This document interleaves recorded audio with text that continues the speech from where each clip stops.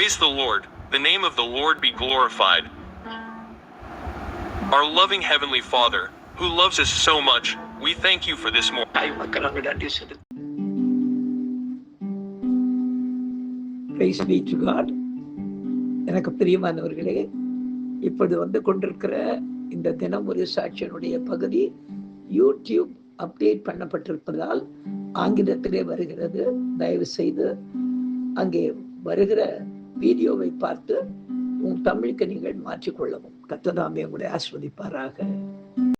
கிறிஸ்துவுக்குள் பிரியமானவர்களே, கொஞ்ச நாளாகவே இந்த தினம் ஒரு சாட்சி அனுப்புறதுல சில பிரச்சனைகள் இருக்குதுன்னு சொல்லி உங்களோட நான் ஏற்கனவே தொடர்பு கொண்டு பேசியிருக்கிறேன். கொஞ்ச நாளாகவே வாட்ஸ்அப்பில் லிங்க்கை உங்களுக்கு நான் அனுப்பிக்கிட்டு இருக்கேன். அதை நீங்கள் அதன் மூலமாக நீங்கள் ஃபாலோ பண்ணி தினம் ஒரு சாட்சியை கண்டினியூ பண்ணி கேட்டுக்கொள்ளுங்கள். Praise be to God. கர்த்தருடைய நாமம் ஒன்றே மகிமைப்படுவதாக. எங்களை அதிகமாய் நேசிக்கிற எங்கள் அன்பின் பரம தகப்பனே, இந்த கிருபையான கர்த்தாவே, காலை விளைக்காய் மக்கள் நாங்கள் நன்றி செலுத்துகிறோம் ராஜா. இந்த காலை விளை உம்மை துதித்து பாடி ஆராதித்து இந்த நாளிலே நாங்கள் தியானிக்கும்படியாக நீர் கொடுக்கிற வசனத்துக்கு நேராக கடந்து போகவும் கர்த்தாவே, நீர் கர்த்தாவே எங்கள் வாழ்க்கையிலே செய்த நன்மையை இந்த வசனத்துக்கு சாட்சியாக சொல்லி உடைய நாமத்தை மகிமைப்படுத்த கர்த்தர் உதவி செய்வீராக. இயேசுவின் நாமத்தில் ஜெபிக்கிறோம் எங்கள் ஜீவன் உள்ள நல்ல பிதாவே. ஆமேன், ஆமேன், ஆமேன். துன்ப நேரத்தில் இன்பமும் நீரே, இன்னல் வேளையில் என்னே சரும் நீரே. துன்ப நேரத்தில் இன்பமும் நீரே, இன்னல் வேளையில் என்னே சரும் நீரே. எந்த காலத்திலும் எந்த நேரத்திலும் நன்றியால் உம்மை நான் துதிப்பேன். எந்த காலத்திலும் எந்த நேரத்திலும் நன்றியால் உம்மை நான் துதிப்பேன். இயேசுவே உம்மை நான் துதிப்பேன், துதிப்பேன். எந்த வேளையிலும் துதிப்பேன். இயேசுவே உம்மை நான் துதிப்பேன், துதிப்பேன். எந்த வேளையிலும் துதிப்பேன்.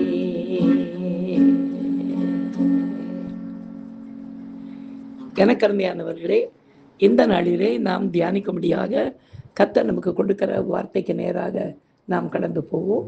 எடுத்து வாசிக்கலாம். சங்கீத புத்தகம் 50ஆம் சங்கீதம் 15ஆம் வசனத்தை நாம் வாசிக்க கேட்போம். ஆபத்து காலத்தில் என்னை நோக்கி கூப்பிடு, நான் உன்னை விடுவிப்பேன், நீ என்னை மகிமைப்படுத்துவாய் என்று எழுதப்பட்டிருக்கிறது. பிரியமானவர்களே, நமது வாழ்வில் எப்போது ஆபத்து நமக்கு நேரிடும் என்பது நமக்கு தெரியாது.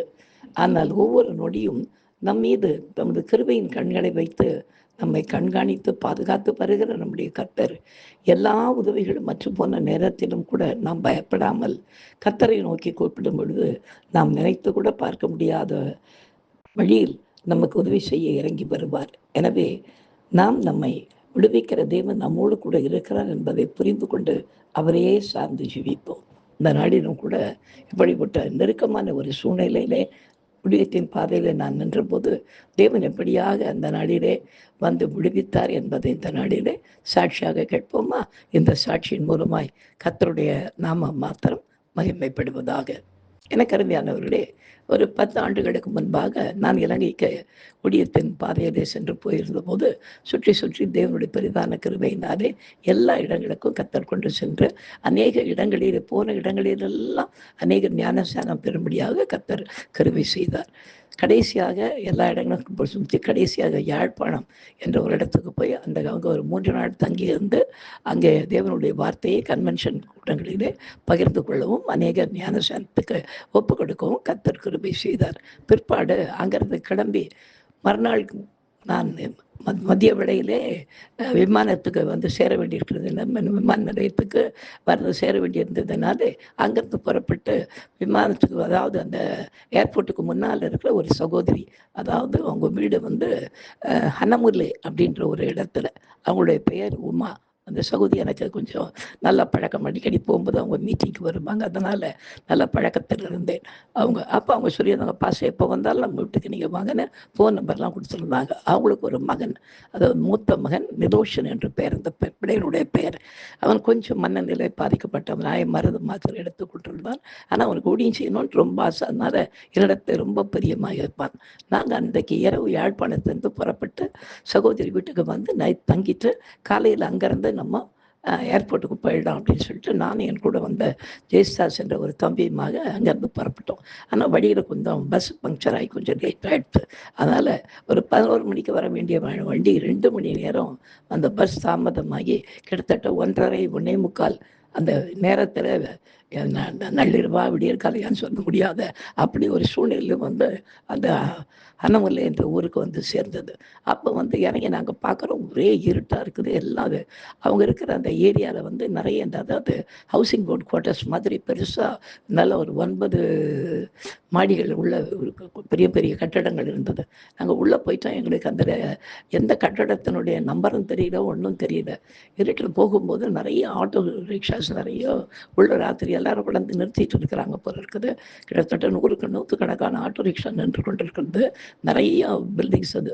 அந்த இடத்துல போனபோது நாய்கள் துரத்தி கொண்டு வந்தது. எங்களை என்ன பண்ணுறதுன்னு தெரியாமல் நாங்கள் கிடக்கிடன்னு ஓடி போய் இந்த நாய்களுக்கு பயந்து எல்லாம் கடிச்சிடுவோம் அப்படின்னு சொல்லிட்டு அங்கே பக்கத்தில் இருந்த ஒரு ஆட்டோ உள்ள ஏறி உள்ளே உட்காந்துக்கிட்டோம்.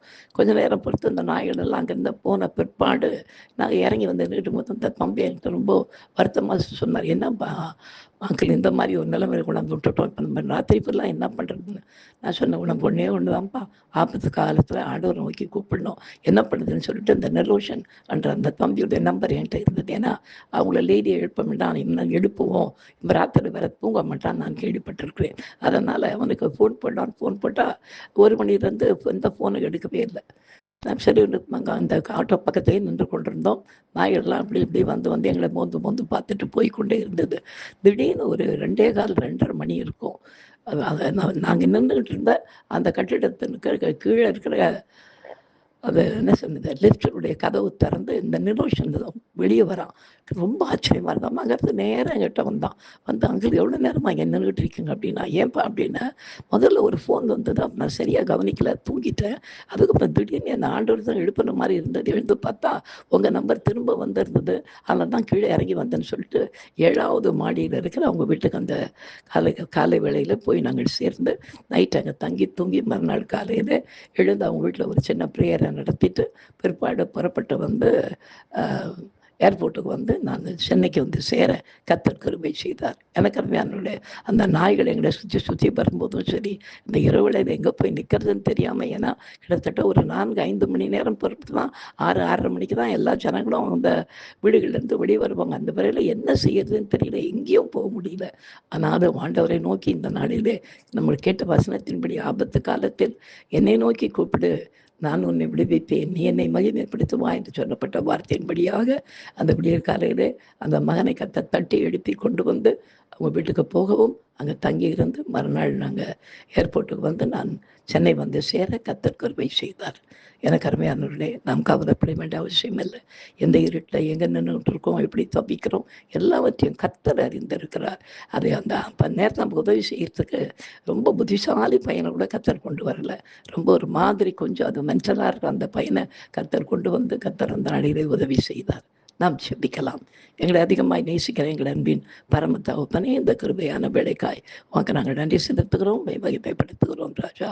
கர்த்தாவே, ஆபத்து காலத்தில் உண்மை நோக்கி நாங்கள் கூப்பிடும் பொழுது நீர் எங்களை விடுவித்து உண்மை நாங்கள் மகிமைப்படுத்தும்படியான காரியத்தை செய்கிறதற்காக உமக்கு நன்றி செலுத்துகிறோம். தொடர்ந்து எங்களை நடத்தும் இயேசு நாமத்தில் ஜெபிக்கிறோம் எங்கள் ஜீவனுள்ள நல்ல பிதாவே. ஆமேன், ஆமேன், ஆமேன். God bless you. Thank you.